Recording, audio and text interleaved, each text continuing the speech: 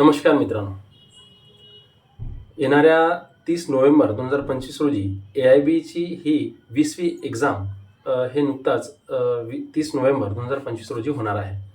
त्यामुळं ज्या उमेदवारांनी आपलं 5 वर्षाची आणि 3 वर्षाची LLB डिग्री कंप्लीट केल्यानंतर ज्यांनी स्टेट बार काउन्सिलकडे आपलं रजिस्ट्रेशन केलेलं असेल, सनद घेतली असेल, अशा उमेदवारांसाठी 2 वर्षामध्ये त्यांना AIB एक्झाम ही क्लिअर करायची असते. आणि अशा पद्धतीनं AIB एक्झाम क्लिअर करण्यासाठी दरवर्षी किंवा वर्षातून 2 वेळा ही AIB एक्झाम ही सेंट्रल बार काउन्सिलकडून म्हणजेच सुप्रीम कोर्टाच्या बार काउन्सिलकडून ही AIBची एक्झाम ही कंडक्ट केली जाते. नुकताच 30 नोव्हेंबर 2025 रोजी होणारी 20वी एक्झामसाठी ज्या उमेदवारांनी ज्या ॲडव्होकेटनी ह्या AIB एक्झामसाठी फॉर्म भरलेला असेल त्या संदर्भातली सविस्तर माहिती आपण आजच्या व्हिडिओमध्ये घेऊन आलेलो आहे. या AIB एक्झाममध्ये या वर्षीपासून काही महत्त्वाच्या सुधारणा म्हणजेच काय सकारात्मक सुधारणा हे AIB एक्झामकडून आणि सुप्रीम कोर्टच्या बार काउन्सिलकडून हे या वर्षीच्या एक्झामसाठी देण्यात आलेले आहेत. मग त्या सुधारणा कोणत्या आहेत की जे स्टुडंट जे आहेत हे LLB लॉ डिग्री करत असेल तर त्यांना अपियर झाल्यानंतर सुद्धा त्यांना AIB एक्झाम ही देता येते. यासोबतच जे AIB साठी ज्या उमेदवारांनी फॉर्म फिलअप केलेला आहे अशा उमेदवारांसाठी क्रायटेरिया कशा पद्धतीचा असतो, सिलेबस कशा पद्धतीचा असतो आणि एक्झाम पॅटर्न कशा पद्धतीचा असतो याची सविस्तर माहिती यापूर्वी सुद्धा आपण लीगल वन या आपल्या YouTube चॅनलवर आपण अपलोड केलेली आहे. ज्या उमेदवारांनी या संदर्भातली माहिती पाहिजे असेल तर त्या उमेदवारांनी तो व्हिडिओ नक्की पाहावा. ज्यांना तो व्हिडिओ पाहायचा असेल त्यांच्यासाठी त्या व्हिडिओची लिंक मी डिस्क्रिप्शनमध्ये देऊन देईन. आता येऊया आपण मूळ मुद्द्यावर की AIB एक्झाम कशा पद्धतीने टॅकल करायची, AIB एक्झाम सोडवण्याची सोप्यात सोपी पद्धत कशा पद्धतीची आहे आणि ही एक्झाम कशा पद्धतीची असते. सुरुवातीला AIB एक्झामची बेसिक माहिती सांगताना ज्या उमेदवार म्हणजेच काय की जे लॉ डिग्री कंप्लीट केलेले लॉयर्स आहेत असे लॉयर्स स्टेट बार काउन्सिलकडे रजिस्ट्रेशन केल्यानंतर सनद घेतल्यानंतर ॲडव्होकेट झाल्यानंतर त्यांना 2 वर्षामध्ये AIBची एक्झाम ही क्लिअर करायची असते. यामुळे काय होते की यामुळे त्यांना परमानंट बार काउन्सिलचा रजिस्ट्रेशन मिळतो आणि सनद ग्रहण करून ते परमानंट स्टेट बार काउन्सिलकडे किंवा मग वेगवेगळ्या डिस्ट्रिक्ट बार काउन्सिलकडे ते आपली प्रॅक्टिस करू शकतात. या व्यतिरिक्त स्टेट बार काउन्सिलकडे रजिस्ट्रेशन केल्यानंतर AIB एक्झाम ही मस्ट असते. AIB एक्झाम क्लिअर करण्यासाठी कोणते सब्जेक्ट महत्त्वाचे आहेत तर तुम्हाला जे सब्जेक्ट तुम्हाला लॉ डिग्री करताना जे सब्जेक्ट होते तेच सब्जेक्ट तुम्हाला AIB एक्झाम्समध्ये सुद्धा असतात. आता हे एक्झाम जे आहेत ही ओपन बुक पॅटर्न असते आणि ओपन बुक असल्यामुळं तुम्हाला एक्झाम देताना तुम्हाला पुस्तक सुद्धा रेफर करता येतात. आता हे पुस्तकं कोणते आहेत जर जे तुम्हाला लॉ डिग्री कंप्लीट करताना जे पुस्तकं आहेत तेच पुस्तकं आहे. फक्त याच्यामध्ये बदल असे आहेत की जे 2023 मध्ये नवीन 3 ऍक्ट रिफॉर्म झाले आहेत, BNS, BNSS आणि BSA म्हणजेच काय भारतीय साक्ष अधिनियम, भारतीय न्याय संहिता आणि भारतीय नागरी सुरक्षा संहिता हे 3 नवीन सब्जेक्ट सुद्धा याच्यामध्ये ऍड केलेले आहेत. त्यामुळं ऑब्जेक्टिव्ह म्हणजेच काय वस्तुनिष्ठ स्वरूपाची ही परीक्षा असते. तुम्हाला 4 पर्यायातून एक योग्य पर्याय हा निवडायचा असतो. अशा पद्धतीची ही एक्झाम असते. आता हे 100 प्रश्न तुम्हाला या परीक्षेमध्ये दिलेले असतात. 3 तासाची ही परीक्षा असते आणि 100 मार्कापैकी तुम्हाला 45 गुण तुम्हाला पासिंगसाठी लागतात. एक्झामचा रिझल्ट शो करताना तुम्हाला किती मार्क्स मिळाले हे शो केल्या जात नाही. तुम्हाला पास किंवा नापास एवढाच रिझल्ट तुम्हाला शो केला जातो. म्हणजेच तुम्हाला 45 प्लस तुम्हाला मार्क्स जर असतील तर तुमचा रिझल्ट पास येतो आणि तुम्हाला 45 पेक्षा कमी मार्क्स असतील तर तुमचा रिझल्ट हा फेल येत असतो. अशा पद्धतीची ही एक्झाम आहे. जे ग्रामीण भागातील लॉ स्टुडंट आहेत किंवा मग त्यांनी नुकताच प्रॅक्टिस सुरू केलेले जे काही ॲडव्होकेट आहेत अशा उमेदवारांसाठी अशा ॲडव्होकेटसाठी सोप्या पद्धतीनं कशा पद्धतीने AIB टॅकल करायची याची सविस्तर मेथड तुम्हाला या व्हिडिओमध्ये पुढे पाहणार आहे. त्यामुळे या व्हिडिओला शेवटपर्यंत बघा. नक्कीच या व्हिडिओचा फायदा तुम्हाला शेवटपर्यंत पाहिल्यानंतर मिळणार आहे. आता 100 प्रश्न तुम्हाला त्या परीक्षेमध्ये असतात.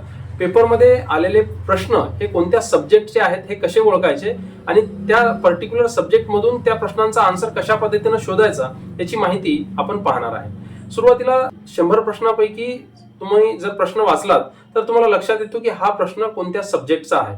म्हणजेच काय की त्या प्रश्नांमध्येच दिलेला असतो की हा प्रश्न हा BNSचा आहे, BNSSचा आहे की एव्हिडन्स ऍक्टचा आहे, कॉन्ट्रॅक्ट ऍक्टचा आहे. अशा पद्धतीचे तुम्हाला पर्टिक्युलरली त्याच्यामध्ये मेन्शन केलेलं असतं की हा जो प्रश्न आहे हा या सब्जेक्ट मधला आहे.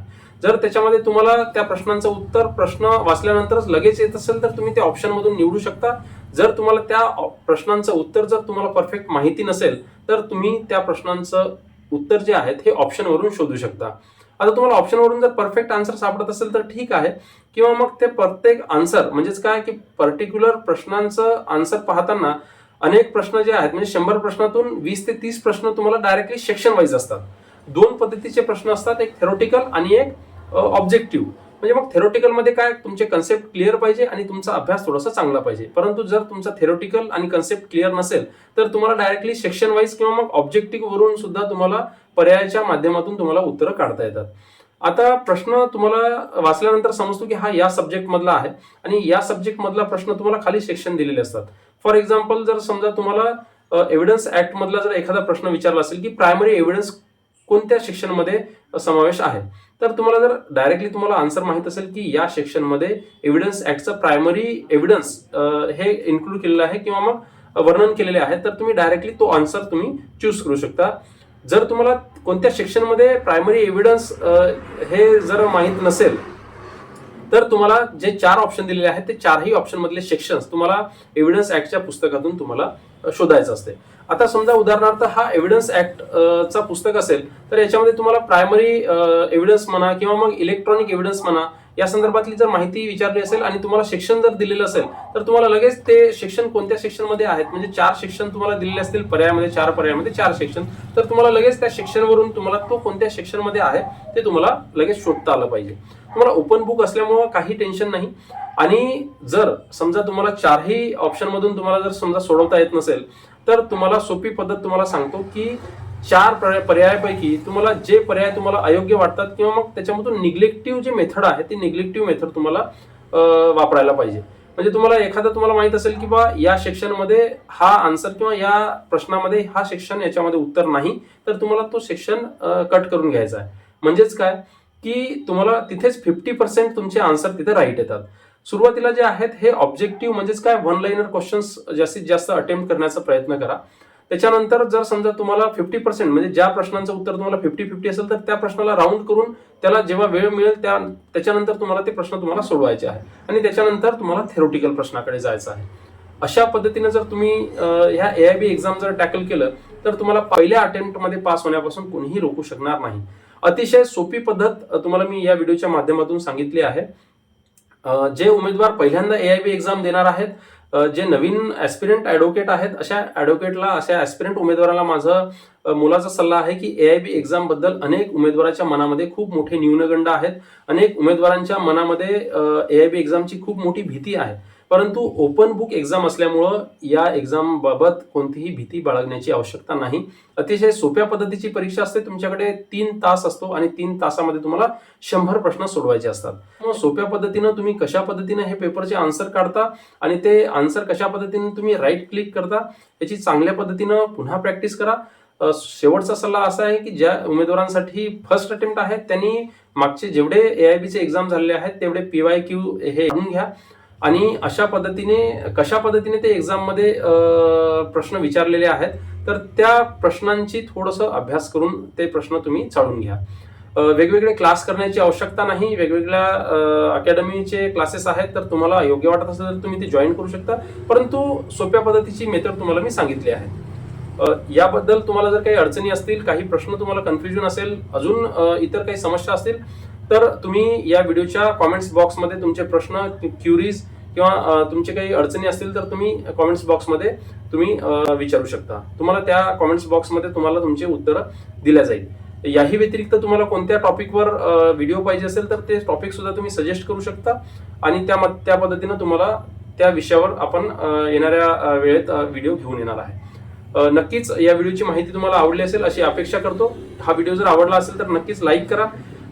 इतर कोणी तुमचे ऍस्पिरंट ऍडव्होकेट असतील, जे AIB साठी फॉर्म भरलेला असेल त्यांना सुद्धा तुम्ही शेअर करू शकता आणि जे काही महत्त्वाच्या प्रश्नांसाठी तुम्ही कॉमेंट्स करू शकता. तोपर्यंत भेटूया पुढच्या व्हिडिओमध्ये. तोपर्यंत धन्यवाद.